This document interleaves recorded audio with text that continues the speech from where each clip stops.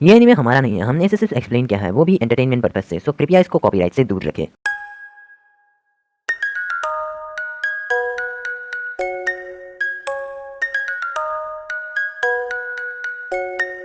तो पिछले एपिसोड में हमने देखा कि शिकमारू के वेश बदलने के आने पर किडमारू को यह पता चल जाता है कि वो जिरोबो नहीं है। जिसके बाद हमारे हीरोज और किडमारू के बीच एक फाइट होती है, जिसमें नेजी फाइट में एंटर करता है और बाकी सब सास्के को ढूंढने के लिए निकल जाते हैं। अब आगे तो पहले सीन में नेजी किडमारू के पास पहुंचकर अपना सबसे ताकतवर हमला यानी कि 8 टाइग्राम 64 पाम यूज करता है। मतलब कि किडमारू नेजी के 8 टाइग्राम्स के अंदर के रेंज में है। जिसके बाद नेजी अपने जेंटल फिस्ट ताइजुत्सु से 64 टाइम्स किडमारू के चक्रा पॉइंट्स पर नॉन स्टॉप हमला करता है। नेजी का यह हमला इतना खतरनाक होता है कि किडमारू सीधा पैर के ऊपर से नीचे गिर जाता है। नेजी के इस हमले से लगता है कि किडमारू हार तो नहीं, लेकिन शायद से उसकी हालत थोड़ी खराब हो गई होगी। लेकिन ऐसा नहीं होता। जब धूल आती है हम देखते हैं कि किडमारू के पूरी बॉडी पर कुछ स्किन जैसा लगा हुआ है, जो देखकर नेजी को बहुत ही ज्यादा अजीब लगता है। तो मैं आपको बता दूं कि यह है स्टिकी स्पाइडर थ्रेड, जो इसने अपनी पूरी बॉडी पर फैला ली है। जब नेजी अपने 64 पाम से हमला कर रहा था, तब ये इस थ्रेड को निकालकर अपने साकरा पॉइंट्स को प्रोटेक्ट कर रहा था। मतलब किडमारू सिर्फ अपने मुंह से ही नहीं, बल्कि अपने स्किन के अंदर से भी स्टिकी स्पाइडर थ्रेड निकाल सकता है। इसके बाद वो थ्रेड धीरे धीरे करके उसके पूरी बॉडी में से हट जाती है। इसे देखकर नेजी बोलता है, आखिर ये चीज है क्या? इसमें किडमारू कहता है, अगर मैं इसे ना करता तो शायद से मैं मर जाता। सच में तुम वाकई में काफी खतरनाक निकले। इसमें नेजी पूछता है, आखिर तुम किस तरह के राक्षस हो? इसमें किडमारू कहता है, अभी तुमने कुछ देखा ही कहाँ है बच्चे। तभी नेजी और किडमारू एक दूसरे को देखकर सोचते हैं, मेरी सारी मेहनत बेकार हो गई, अब मुझे इसके लिए कुछ और सोचना होगा।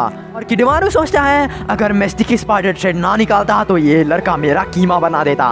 मैं समझ गया, क्लोज कॉम्बैट के सामने मैं उसके जेंटल फिस्ट से कभी नहीं जीत सकता।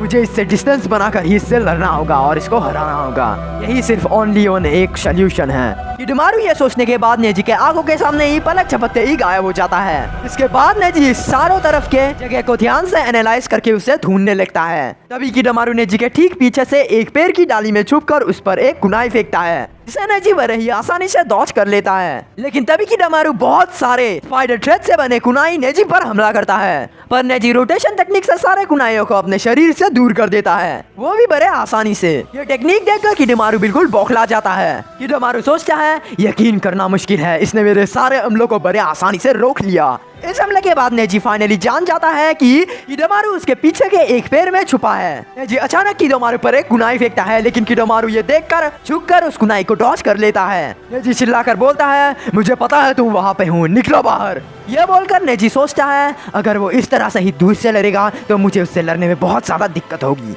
मुझे किसी भी तरह उसके बहुत पास पहुंचना होगा। किडमारू समझ जाता है कि नेजी इतनी आसानी से हारने वालों में से नहीं है। तभी वो अचानक एक जाल के मदद से एक डाली में उल्टा लटक कर अपने कर्स्मा को पूरी बॉडी में फैला लेता है। जिसके बाद वो बोलता है, चलो अब असली खेल शुरू करते हैं। वो जाल से लटकते ही नेजी उसको देख लेता है। जिसके बाद किडमारू समनिंग जुत्सु करके एक बड़ा सा स्पाइडर समन करता है, जिसे देखकर नेजी आने वाले हमले के लिए पूरा चौकन्ना हो जाता है। वो बड़ी सी मकड़ी एक बहुत ही मोटा सा जाल निकालता है। तभी किडमारू एक नुकीली सी स्पाइडर थ्रेड निकालकर उस जाल को बीच में से चीर देता है। किडमारू को इतना करते ही उस जाल के अंदर से लाखों की तादाद में मकड़ियां निकलकर नेजी के ऊपर गिरते हैं, लेकिन नेजी फिर भी रोटेशन टेक्निक का इस्तेमाल करता है, जिससे वो सारी मकड़ियां हट जाती हैं। पर हम देखते हैं कि उन मकड़ियों की संख्या लाखों में है, वो ऊपर से गिरते ही जा रहे हैं। तो इसी वजह से नेजी की रोटेशन स्पीड थोड़ी सी कम हो जाती है। किडमारू को इसी पल का इंतजार था। नेजी के स्लो होते ही मकड़ियों का गिरना भी बंद हो जाता है। लेकिन तभी चारों तरफ से स्पाइडर थ्रेड से बनी नुकीली कुनाइयां उस पर हमला करती है।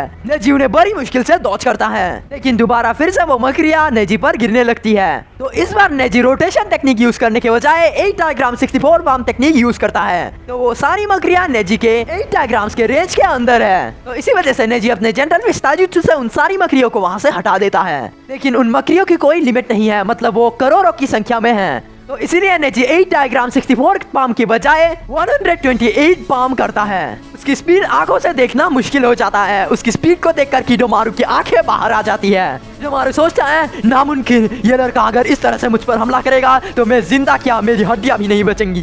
किडमारू सोचता है, ठीक है, अब मैं हार नहीं मान सकता। उन मकड़ियों का गिरना बंद नहीं हो रहा, इसलिए धीरे धीरे नेजी की रफ्तार कम होकर वो आखिर में रुक जाता है। लेकिन तभी अचानक से 3 नुकीली स्पाइडर थ्रेड पीछे से आकर नेजी के पीठ पे लगती है और वो घायल होकर नीचे गिर जाता है। तो उसे ऐसी हालत में देखकर दूर से किडेमारू झाड़ियों में छुप कर बोलता है, तुम्हारा डिफेंस मेरे सामने कुछ भी नहीं। तो सुनकर नेजी बहुत मुश्किल से खड़ा होता है, जो देखकर किडेमारू फिर से बोलता है, इतनी मेहनत किस लिए? हाँ, तुम मुझे हरा नहीं सकते क्योंकि तुम्हारे अंदर वो काबिलियत और हुनर है ही नहीं। वैसे ये बात मैंने कहीं सुनी है नहीं। एक्चुअली किडेमारू ने अभी जो कहा ये लाइन हमने पास्ट में नेजी के मुंह से ही सुना है।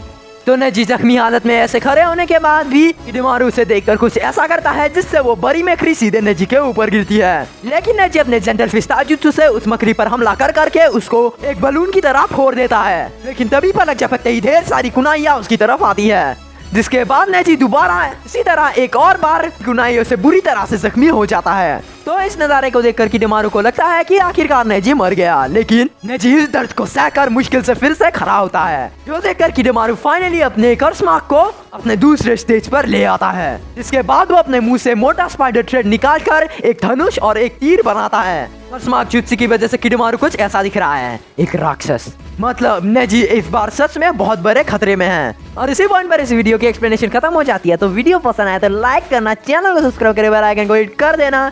बाकी समझदार को इशारा काफी। तो तब तक के लिए कहने को है बातें पर मन में दबाता चला, आया कितने तूफान मैंने सोचा है